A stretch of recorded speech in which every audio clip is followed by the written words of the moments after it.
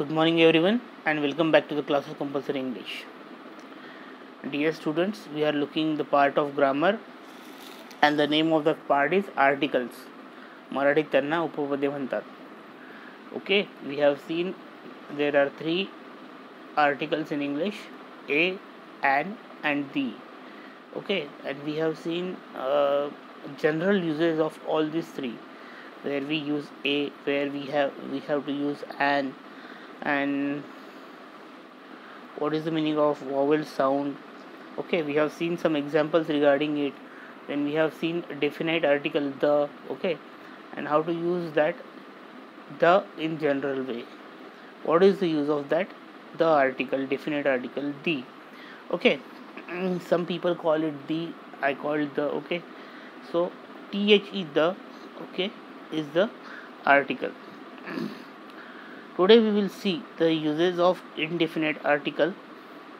Okay, and we have seen these indefinite article are a and an. Okay, so how to use those two indefinite articles we will see in today's lecture.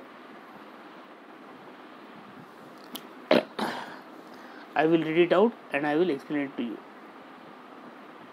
Before a noun that is introduced for the first time in speech or writing, before a noun that is introduced for the first time in speech or writing, I will tell you about an officer in the Indian Navy. Okay, जर एखादं नाम पहिल्यांदाच वाक्यात introduce होत असेल, म्हणजे त्याचा आपण ओळख करून देत असू, ठीक आहे, तेव्हा अ किंवा ॲन या आर्टिकलचा वापर करतात. लिहिण्यामध्ये किंवा बोलताना जेव्हा आपण एखाद्या नामाचा उल्लेख पहिल्यांदाच करत असू तेव्हा ए किंवा ॲन या आर्टिकलचा वापर करतो आपण. बघा example, I will tell you about an officer in the Indian navy. मी तुम्हाला त्या इंडियन ऑफिसरबद्दल सांगतो जो इंडियन नेव्हीमध्ये आहे. The speaker reader has not heard of the officer ever before. आता या ठिकाणी असं अपेक्षित आहे की तो जो बोलणारा आहे किंवा वाचणारा आहे त्यांनी त्या ऑफिसरबद्दल, ज्याच्याबद्दल त्यांनी ते या ठिकाणी म्हटलेलं आहे, त्याला आधी बघितलेलं नसेल किंवा त्याच्याबद्दल ऐकलेलं नसेल, आणि म्हणूनच त्या ठिकाणी ॲन हे आर्टिकल त्या ऑफिसर समोर वापरलेलं आपल्याला आढळून येते. बघा त्या ठिकाणी इटॅलिक्समध्ये ॲन लिहिलेलं आहे. ओके, नंतरचं एक्झाम्पल पहा, नंतरचा नियम. Before a noun which represents not an individual person or thing. Before a noun which represents not an individual person or thing.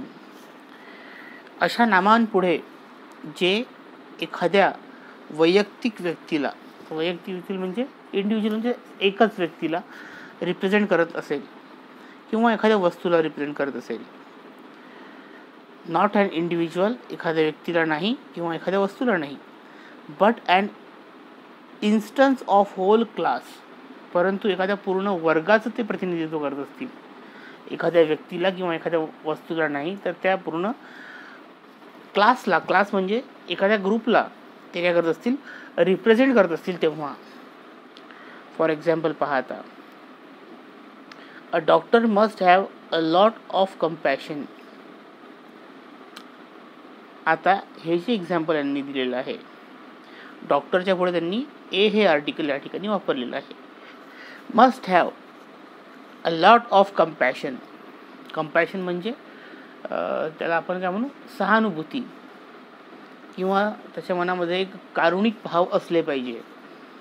म्हणजे एखादा पेशंट त्यांच्याकडे आला आणि तो त्याला असं जर वाटलं की हे तर आपल्या कमाईचं साधन आहे, दॅट इज रॉंग. परंतु या पेशंटला माझी गरज आहे, याचा जीव किंवा याची तब्येत माझ्या हाती आहे आणि ते चांगलं करणं मला आनंद भेटेल किंवा ते माझं कर्तव्य आहे, या दृष्टिकोनातून काम करणे म्हणजे कंपॅशन. पॅशन शब्द तुम्ही ऐकला असेल. पॅशन म्हणजे एखाद्या गोष्टीचं खूप आपल्याला ध्येय किंवा वेळ असणं, तर त्यापासून बनलेला आहे तो कंपॅशन वर्ड. ठीक आहे. A doctor must have a lot of compassion. आता त्यांनी एक्सप्लेन केलेलं आहे Y they have used the article a over here. A article त्यांनी का बरं वापरलेलं आहे तसं त्यांनी एक्सप्लेनेशन दिलेलं आहे. पहा आता ते काय आहे. Here the reference is not to a particular doctor. या ठिकाणी त्यांचं जे म्हणणं आहे की हा जो रेफरन्स आहे, संदर्भ जो आहे, हा कुठल्या एका वैयक्तिक किंवा इंडिव्हिज्युअल एकाच डॉक्टरबद्दल नाही आहे. ठीक आहे. But to all members of the profession. परंतु या ठिकाणी पूर्ण त्या प्रोफेशनमधले जे लोक आहेत सगळ्याच डॉक्टरांमध्ये कंपॅशन असलं पाहिजे. डॉक्टर म्हणजे या ठिकाणी एक त्याला काय म्हणू आपण उपाधी किंवा एक ते पद असं त्या ठिकाणी त्यांनी संबोधित केलेलं आहे. एखाद्या वैयक्तिक व्यक्तीला त्यांनी त्या ठिकाणी डॉक्टर म्हटलं नाही आहे. तर त्या डॉक्टर पेशामध्ये काम करणाऱ्या त्या प्रत्येक व्यक्तीचं उल्लेख त्या डॉक्टर या म्हणजे आता फॉर एक्झाम्पल पहा, टीचर मस्ट बी पंक्च्युअल. आता असं जर म्हटलं मी किंवा शिक्षकांनी ते कसले असले पाहिजे, वेळेवर त्यांचं वेळेचं ते त्यांना भान असलं पाहिजे, त्यांनी प्रत्येक गोष्ट वेळेवर केली पाहिजे. पंक्च्युअल. ठीक आहे. A teacher must be punctual. आता या ठिकाणी हे म्हणण्याचा उद्देश असा होतो की फक्त एकच कुठला शिक्षक नाही तर सर्व शिक्षक त्या गटामधले. ठीक आहे. तो त्या ठिकाणी तो टीचर नावाचा शब्द त्या पूर्ण जेवढे काही शिक्षक असतील या पृथ्वीतलावर त्या सगळ्यांचं रिप्रेझेंटेशन करून ते सगळे शिक्षक पंक्च्युअल असलेच पाहिजेत असं संदर्भाने ते वापरल्या गेलेलं आहे. तर कळलं असेल तुम्हाला. ओके. तो एवढं लक्षात ठेवा की एका पर्टिक्युलर ग्रुपबद्दल जेव्हा आपण ग्रुपने म्हणता येणार एक असा शब्द जो त्या संपूर्ण ग्रुपचं किंवा त्या क्लासचं रिप्रेझेंटेशन करतो तेव्हा त्या ठिकाणी आपल्याला हे आर्टिकल वापरायचं आहे. नंतरचा नियम पाहूया. To indicate the numeral one. Numeral one म्हणजे संख्याविषयक जेव्हा एखादी गोष्ट आपल्याला सांगायची आहे, संख्याविषयक 1, 2, 3 अशा गोष्टींना, तर या ठिकाणी पहा टू इंडिकेट न्यूमरल वन. त्या ठिकाणी एक्झाम्पल दिलेलं आहे त्यांनी. I gave him a RuPay. I gave him a RuPay. आता त्या ठिकाणी 1 रुपी म्हटलेलं नाही आहे. काय म्हटलेलं आहे? अरुपी. अरुपी म्हणजे 1 रुपया. ओके. तर या ठिकाणी 1 रुपी न म्हणता अरुपी म्हटलेलं आहे. त्या ठिकाणी तो जो आहे तो काय करतो, त्या ठिकाणी 1 या भावाने वापरला गेलेला आहे. सिंग्युलर काउंटेबल नाऊन आपण काल बघितलेलं आहे किंवा सिंग्युलर काउंटेबल नाऊन ज्या ठिकाणी असते त्या ठिकाणी आपण हे उपपद वापरतो, किंवा अँड. ठीक आहे. आता या ठिकाणी व्हॉवेल साऊंड नसल्यामुळे हे आर्टिकल वापरलेलं आहे आणि त्या ठिकाणी त्या चा मिनिंग होतो 1 RuPay. Okay. So you might have got it. I will read out the next rule. With personal names in two very specific situations. Personal names वैयक्तिक नावे कुठे 2 वेगवेगळ्या ठळक अशा घटनांमध्ये. आता याचं थोडंसं आपल्याला लक्ष देऊन तुम्हाला थोडंसं बघावं लागेल की त्यांचं नेमकं काय म्हणणं आहे.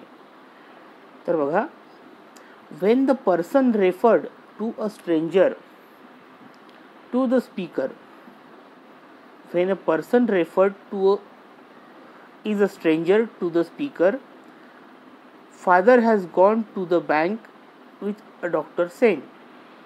आता या ठिकाणी त्याचा अर्थ आपल्याला नेमका काय म्हटलेला आहे ते समजून घ्यायचं आहे.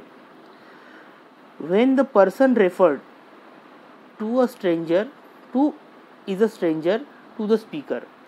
आता जो बोलणारा आहे त्या बोलणाऱ्या व्यक्तीला ज्याचा रेफरन्स दिलेला आहे तो व्यक्ती कसा आहे, अनोळखी आहे, त्या ठिकाणी अ हे आर्टिकल किंवा अ किंवा ॲन हे आर्टिकल त्यांच्या साऊंडवरून त्या ठिकाणी लावायचं असते. एक्झाम्पल यांनी दिलेलं आहे, father has gone to the bank with a doctor Sen. आता या ठिकाणी या वाक्यात काय म्हटलेलं आहे ते आपण लक्षात घेऊ. पहा, आता समजा तुमचे वडील घरी आहेत, ओके, आणि तुमचे वडील त्यांच्या मित्रांसोबत, त्या मित्रांचं नाव सुद्धा डॉक्टर सेन आहे असं कन्सिडर करा, आणि तुमच्या घरी मी आलो त्यांना भेटायला, ठीक आहे. मग अशा वेळेस तुम्हाला डॉक्टर सेन कोण आहेत ते माहिती नाही, फक्त तुमच्या वडिलांनी तुम्हाला सांगितलेलं आहे की मी डॉक्टर सेन सोबत जात आहे, पण तुम्हाला काय माहीत नाही आहे, ते डॉक्टर सेन कोण आहे ते तुम्हाला माहिती नाही आहे. मग मी जेव्हा तुम्हाला विचारलं की तुमचे वडील कुठे आहे, तेव्हा तुम्ही काय म्हणाल, ते पुण्या एका डॉक्टर सेन सोबत गेलेले आहेत, बरोबर आहे. म्हणजे याचा अर्थ की तुम्ही जी माहिती मला दिली, तुमच्यासाठी ज्या व्यक्तीची तुम्ही माहिती मला दिली ती व्यक्ती तुमच्यासाठी कशी होती, अनोळखी होती, स्ट्रेंजर होती. म्हणून त्यांनी त्या ठिकाणी अ डॉक्टर सेन असं त्याचा उल्लेख केलेला आहे, ठीक आहे. The speaker does not know who doctor Sen is, तेच त्याचा अर्थ आहे जो मी तुम्हाला या ठिकाणी एक्सप्लेन केलेला आहे. नंतर दुसरा नियम पहा, when the qualities of the person and not the person herself are being referred to. जेव्हा एखाद्या व्यक्तीच्या क्वालिटीज आणि तो व्यक्ती नाही त्यांचा संदर्भ त्या ठिकाणी दिलेला असेल. आता व्यक्तीचा संदर्भ आणि त्यांच्या गुणांचा संदर्भ हे जाऊ दोन वेगवेगळ्या गोष्टी असतात, ठीक आहे. व्यक्तीचा संदर्भ म्हणजे मी आहे, समजा आता मी प्राध्यापक तायडे, तर माझा संदर्भ वेगळा, परंतु माझ्या शिकवण्याचा, भाषा प्रभुत्वाचा, या गोष्टींचा संदर्भ वेगळा, ठीक आहे. तर जर तुम्हाला माझ्या शिकवण्याबद्दल सांगायचं असेल तर तुम्ही माझ्या गुणांबद्दल सांगताय, ना की माझ्याबद्दल, ठीक आहे. असं त्याचा अर्थ होतो. थोडंसं या ठिकाणी एक्सप्लेनेशन आणखी वाचू आपण. एक्झाम्पल पाहून, Rohit is turning out to be an Einstein, ठीक आहे.